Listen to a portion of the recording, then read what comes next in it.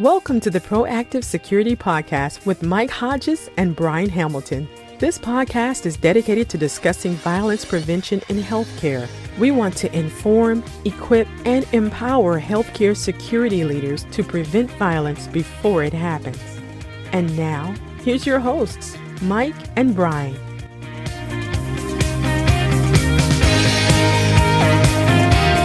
Hey everybody, I'm Mike. And I'm Brine. And this is episode 11 of the Proactive Security Podcast. We are excited to have a moment with just Brine and I as we embrace the core centrality of the Brine-Mike dynamic duo in the Proactive Security Podcast. All that to say, we don't have a guest this go around. What we do have is a phenomenal discussion on ownership in workplace violence prevention programming. Absolutely. As Mike mentioned, we are joined by each other today, and we'll have our own enthralling conversation like we did for many of the first 8 or so episodes. Actually, it was the first 6 episodes. Yeah, let's not give us too much credit. 8 episodes, just the two of us. No, this is we're revisiting the core central developmental past of the Proactive Security Podcast, getting back to our roots, if you might say, to really bring out the conversational nature of how we feel about workplace violence in healthcare. Exactly. This is a vintage edition of the Proactive Security Podcast. I like that, a vintage edition. Yeah. Go ahead and all of our listeners can bookmark this one. We need to get the NFT and get ready to sell the rights. It'll be great. Awesome stuff. So today we're talking about ownership and, just ownership of your workplace violence prevention program in the healthcare environment. And I guess the question that we want to start off with is, who should really own the program? And I think I know your opinion on this, but for those in the conversation with us who may not be aware of Mike Hodges' stance on workplace violence, who should own the program? Well, let me tell you, Brine, I do have some pretty strong opinions on this topic, but I find it kind of shocking that there's debate in any realm on this topic.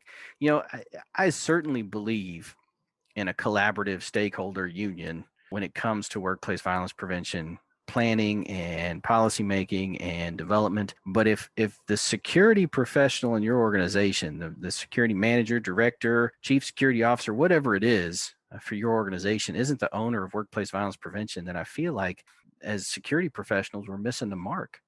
This is something that's our bread and butter. I mean, we're here to keep people safe, right? We're here to keep people from being harmed, especially by an intentional attacker. And so how do we not own that? I think is a better question. How is that not something that we own?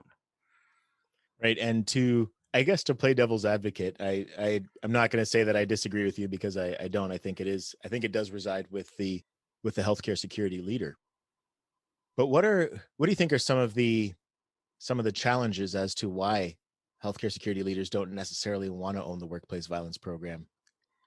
I think education and training has been a challenge for healthcare security leaders. I think especially around the industry, we've had a couple of really strong pushes from organizations like the Emergency Nursing Association, the American Nursing Association on workplace violence prevention and making that a top priority. And I think as a result, you have a lot of nursing leaders who really push forward, seeing the reality of workplace violence in the day-to-day life of their nursing staff, have pushed forward and taken ownership of workplace violence prevention program. You see similar pushes in the human resources realm, where you see employee health professionals or occupational health professionals taking ownership, human resource managers, et cetera, taking ownership. And I think every one of those people have a role to play. But I think what ends up happening, and I'm not sure exactly why, but I think what ends up happening is those individuals start running with the idea and start developing those programs and end up being the owner. And the security professional is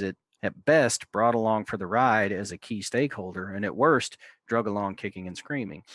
And I think too often we kind of get in this reactionary mode where we don't push new initiatives within our organizations.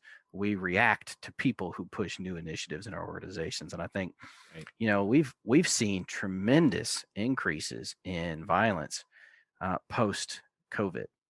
As we're watching just in my area down here in Georgia, we've seen double-digit percent increases in murders, gun violence, robberies, etc. And all of that's translating into our healthcare facilities. So we're seeing similar issues rising in the amount of violence that our healthcare workers are experiencing. And if I think in some regard, if we don't take ownership and start moving the ball forward in some way, shape, or form to be more preventative and to establish an effective prevention program, well, then, that abdication of responsibility is going to be taken up by someone else. Yeah, absolutely. I think so. In conjunction with that as well, the other thing that I see a lot of times is, yeah, you have that exact scenario that you laid out, where somebody else is the driver behind the workplace violence prevention program, and then also a lot of times you see security leaders who are just bogged down with a lot of things that aren't necessarily security related, right? So That's a great point. Yeah. yeah, and there's only so much bandwidth that each of us have. So I think that's another thing that contributes to those challenges as well. You're familiar with the concept of a burning platform, right? Yep.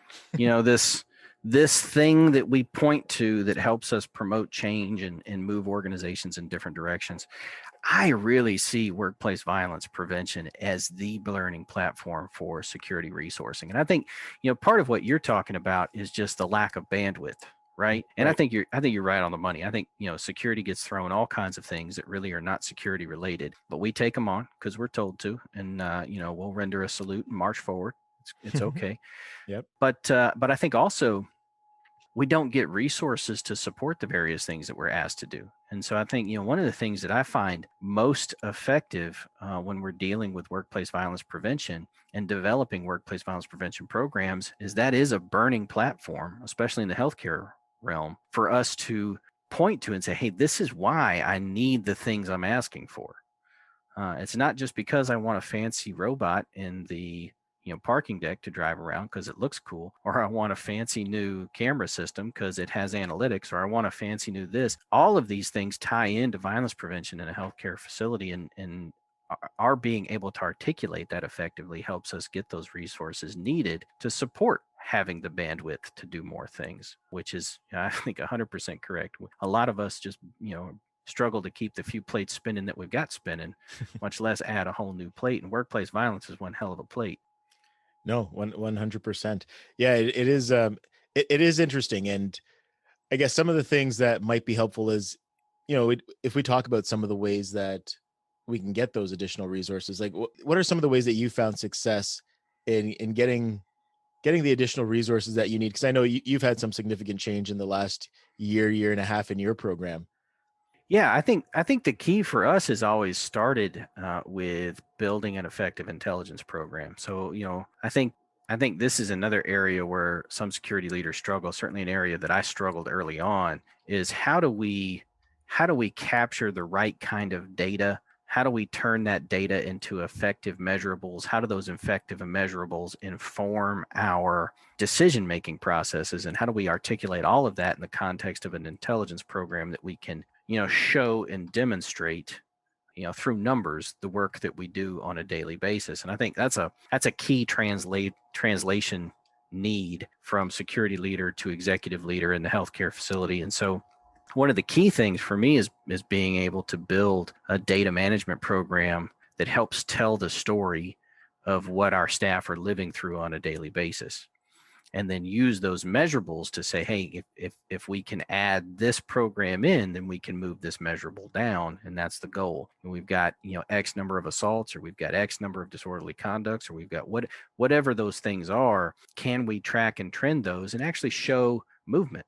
If I'm got 20 assaults a month, well, then if I implement a new program, do I see that number drop? And how do I translate those measurables into my, leveraging my executive team's input along with those measurables to get the resources that we need?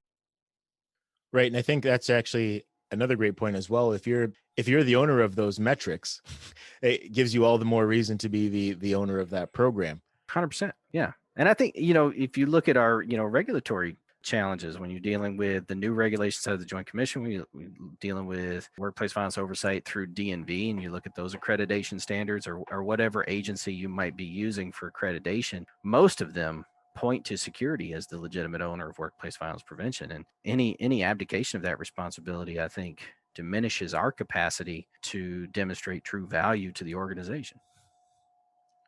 No, absolutely. Now, I guess another thing that's probably going to be helpful for folks is, if you're okay with sharing this, but what are some of those key metrics that you're tracking? Yeah. Oh man, you want to start me talking about data? We'll be here all day.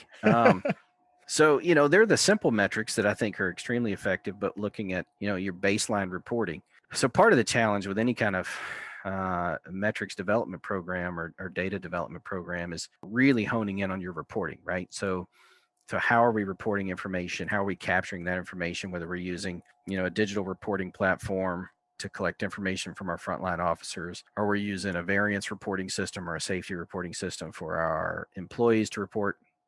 Whatever that is, being able to articulate that reporting in a way that we can capture not only baseline data, like, hey, one assault occurred. All right, that's good high level information to know. But now let's get, how do we capture granular data, right? So how do we drill down into that? Where was that assault? What time of day did that assault happen? What day of the week did that assault happen? Who was the victim? Who was the perpetrator? So all of those different things. And so, we start at the high level. So, I'm tracking the number of assaults, all types. I'm tracking what we call workplace violence indicator events, which is kind of a collage of different event types. So, disorderly conducts, damage to properties, restraints, medical assists, threats and harassment, a lot of different incident types that indicate the potential for violence in the organization, if not actual violence themselves. And in some cases, it's actual violence when you're talking about verbal violence. Those are some high level numbers that we track. But then I also want to know the granular stuff. So, based on the information we pull in, I can give you a pretty solid assailant profile. I can tell you that, most of our staff are assaulted by, this type of patient with this type of diagnosis, with this long of stay in the hospital, right? So I can kind of pull some of those demographic pieces out to give me a common assailant profile. And I can also, heat map the locations and times of the events. So I can say, hey, 18% of my events occur on a Tuesday at 3:00 in the afternoon. Well, what's going on at Tuesday at 3:00 in the afternoon that's causing everybody to get, aggravated? So let's figure that out. But being able to heat map in such a way that allows us to get real granular with time of day, day of week, that also lets me adjust my resourcing, right? So if I'm getting, 18% of my calls on a Tuesday at 3:00 in the afternoon, and that trend continues from 3:00 in the afternoon to 10:00 at night, well, then that's a really good window for me to initiate a swing shift. So I've got an extra body on staff to help manage the calls that we're seeing. So those are the kinds of things that I'm trying to pull in from a data program so that I can adjust through, that operational intelligence lens, my staffing and resourcing and work in real time. And it also helps me drive deeper questions so that I understand the nature of violence in my program more effectively, because all of that feeds into how the program improves over time. But none of that matters if you don't have some ownership of the program so you can make the changes you need to make. And data can tell you all kinds of cool things, but if I don't own the opportunity to push and drive change in the context of that prevention program, well, then what's the point? Oh, absolutely. And I think another thing that we see as well is where we have individuals bringing their unique skill sets from another sector or another field into the healthcare security world. And they're a lot of times coming from a place, well, I think pretty much in every situation, if you're coming from outside of healthcare, they're not used to dealing with the level of workplace violence that we see. So there could be that could be part of the apprehension as well. For someone who's either new to healthcare or a new leader, what are some of the things that you would recommend to help them really take that ownership of that workplace violence prevention program? That's a good question. I think this may be a strange answer. You could tell me if it's a strange answer. It'll be okay. We can edit it out later. But my gut reaction to that question is don't be afraid of your own expertise. I think sometimes, I hear this kind of stuff all the time. Well, security isn't a revenue generating department. Right. Security isn't this, security isn't that. We exist in our organizations to bring expertise and value to the organizations. And if you're scared to do that, well, then you shouldn't be in a healthcare leadership role. And sometimes that means challenging the status quo. Sometimes that means having hard conversations about the reality of the current state of the organization. Sometimes, it means that people are going to look at you cross-eyed for a while and go, man, why is that person causing this many problems for us? But what you have to remember is you have value in the organization based on the expertise you bring, and leveraging that expertise and that value within the context of the organization, even if it challenges the status quo and the culture of the organization, is your responsibility. I tell folks all the time, especially young leaders in my organization, when they get frustrated, it's like, oh, we've told them over and over and over again we need a camera in this location, or we've told them over and over and over again we need a badge reader on this door, or something, even as simple as that, and say, yeah, that's okay. We've done our job, right? We've advocated for what we feel is appropriate for security resourcing in this area. It's not our job to write the checks. The check may or may not get written. We may or may not get those resources. We're competing with others, but we're never going to not advocate for the thing that we feel is appropriate based on our expertise and what we bring to the table in the organization. And more than anything else, we as security professionals, as security leaders, have to not be afraid to make the recommendation, whatever it may be, whether it's, changing nursing protocols based on, clinical violence issues, challenging provider recommendations for medication management or restraint management based on the violence we see associated with the patient, integrating our security officers, our frontline officers, into the clinical care team to be a part of violence mitigation planning. All of these things scare the heck out of people. They really do. And it can create some really challenging questions, but that's a part of our role. That's a part of our responsibility. And if we're not providing that value to the organization, well, then I challenge you to articulate what value you do provide to the organization. No, again, some great points. And you actually touched on a lot of things there. The one thing too that you really made me think of was, when we're looking at getting those resources, we are competing with others within the organization. Yeah. The other thing too that we look at, you can be creative in a lot of those situations and actually collaborate with those individuals and see where there's synergies. And a lot of times that will help you get the approval to get those resources. We see that time and time again as well. I'll tell you a secret, Brian, and I hope nobody from my organization listens to this podcast. It's probably not true. But I aligned my annual risk assessments for various departments with the budget planning season for a reason. So we just happen to be making those recommendations at budget time, so we don't forget about it when budget cycle comes back around. So, that's a simple little trick, but man, it's effective in trying to move the ball forward when you can get, your emergency department director on board with you in the requests you have for the emergency department and whatever new, or improvement in the physical security plan you need, right at the same time that we're all making our budget requests for the next year. It works out well. Yeah, see, we know now. We have confirmation that you're not just another pretty animated face. I refuse to believe that that's true. Oh man. All right. Well, as we begin to wrap up here, I guess in terms of taking ownership, any final closing thoughts that we want to share with everybody that's listening to us today?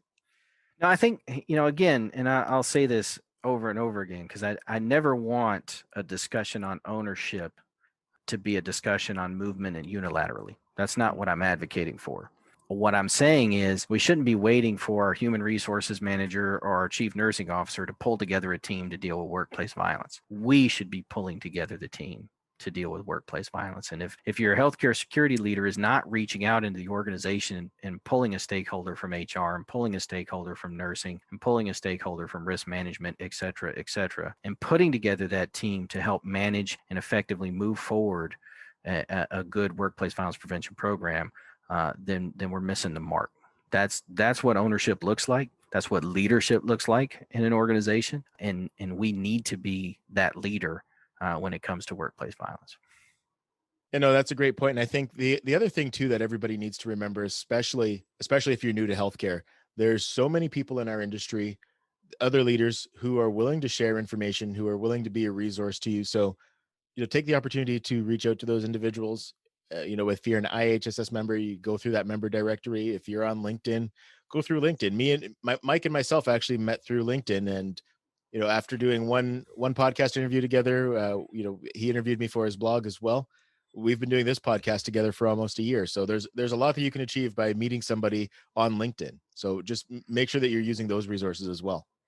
Yeah, I mean, not too long ago we had Fred Burton on the podcast, and he said this, and it stuck with me. He's never reached out to a security professional who wasn't willing to help, and I think that's 100% true. Right.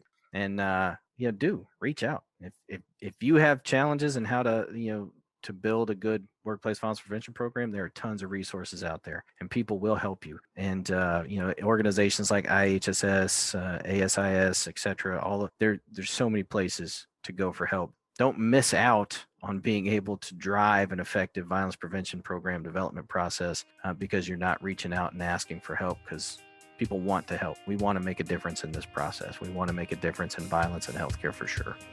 Absolutely. All right. So yeah, it's definitely a great conversation today, Mike. Great insights as always.